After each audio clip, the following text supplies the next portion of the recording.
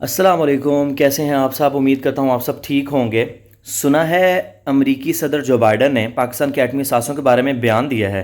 وہ کہتا ہے کہ پاکستان کے ایٹمی اثاثے جو ہیں غیر محفوظ ہاتھوں میں ہیں اور بے ترتیب ہیں، یعنی کہ ان کے ساتھ کچھ بھی کیا جا سکتا ہے، کچھ بھی ہو سکتا ہے، وہ غیر محفوظ ہاتھوں میں ہیں۔ تم یہ بتاؤ کہ تمہارے ایٹمی اثاثے کس کے ہاتھوں میں تھے جو عراق، ایران، فلسطین، برما جو سب تباہ کر دیے تم نے؟ تمہارے ایٹمی اثاثے کس کے ہاتھوں میں تھے کہ تم نے یمن پہ بھی بمباری کروائی؟ تمہارے ایٹمی اثاثے تو تمہارے ہاتھوں میں نہیں، اسرائیل کے ہاتھوں میں تھے۔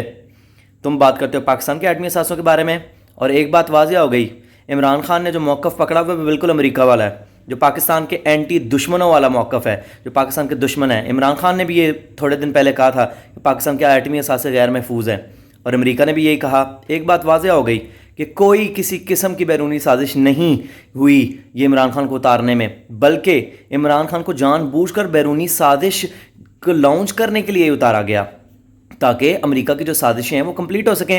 عمران خان بالکل وہی موقف اختیار کیے ہوئے ہیں، وہی بیان دے رہا ہے جو امریکہ کا بیان ہے۔ عمران خان نے پوری دنیا کو بیوقوف بنایا یہ کہہ کر کہ میرے خلاف امریکہ نے سازش کر دی، حالانکہ امریکہ نے پاکستان کے خلاف سازش کی عمران خان کو لانچ کر کے۔ عمران خان پراپرلی امریکہ کا لانچ کرتا ہے، بالکل وہی الفاظ بول رہا ہے جو پاکستان کا دشمن، اسلام کا دشمن امریکہ بول رہا ہے۔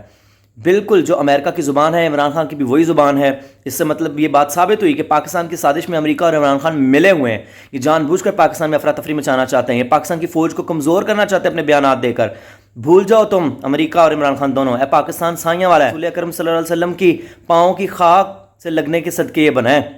یہ پاکستان داتا علی اجویری والا ہے، یہ پاکستان امیر المجاہدین علامہ خادم حسین رضوی والا ہے، یہ پاکستان میاں میر والا ہے۔ کسی غلط فہمی میں نہ رہنا، اور تسی لکھے تو چڑیاں مار دے رہے ہو۔ نہ یہ افغانستان ہے، نہ یہ عراق ہے، نہ ایران ہے، یہ پاکستان ہے، رسول اللہ کے صدقے سے بنا۔ یہاں ممتاز قادری موجود ہے، یہاں علم الدین موجود ہے، کسی غلط فہمی میں نہ رہنا، یہاں پر لبیک والے موجود ہیں، اور عمران خان انشاءاللہ ایسا ذل الرسوا تو کمال کا ہو رہا ہے، مزید اتنا ذل الرسوا ہوگا کہ پوری دنیا تھو تھو کرے گی، اور یہ اپنی موت کے لیے بھیک مانگے گا۔ اس کو موت نہیں ایسی آئے گی آرام سے، اس کو لگ پتے جائیں گے کہ پاکستان کے خلاف سازشیں کرتا پھر رہا ہے، اسلام کے خلاف اور لبیک والوں کے خلاف اس نے جو قدم اٹھائے وہ دراصل اسلام کے خلاف اور ناموس رسالت کے خلاف اٹھائے، اور لعنت ان پیر مولویوں پر بھی جو اس کو ناموس رسالت کا محافظ سمجھتے ہیں۔